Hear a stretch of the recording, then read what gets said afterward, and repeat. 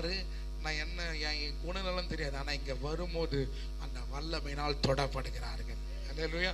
அந்த வல்லமை என்ன சொல்லுதுன்னா, நான் இந்த எழுப்புதலை அனுபவிச்ச மாதிரி மற்றவங்களை அனுபவிக்கணும். இதுதான் நோக்கம். அல்லேலூயா. கர்த்தர் நல்லவர் என்பதை யோசித்து பாருங்கள். நாம சொல்றோம் இங்க ஹோட்டல்ல நல்ல சாப்பாடு இருக்குது அப்படின்னு சொல்லும் போது அந்த ஹோட்டலுக்கு போய் விரும்பி போய் சாப்பிட்றோம் இல்லையா?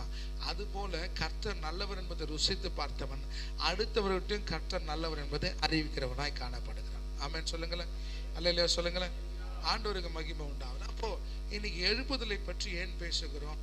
இன்னைக்கு சபை அதற்குள்ள போக வேண்டும். ஆமென். வசனம் ஒரு சபையில எப்படி பேசப்படுகிறதோ அந்த சபையில அத்தகைய காரியங்கள் நடைபெறும். இதுதான் சத்தியம். ஆமென். ஒரு சில சபைகளை பார்த்தா கர்த்தர் உங்களை ஆசீர்வதிக்கிறார், உங்களை உயர்த்துறான்னு சொல்லுவாங்க. அந்த சபையில நிச்சயமாக அந்த வார்த்தைகள் வேலை செய்யும். அல்லேலூயா. அந்த சபையில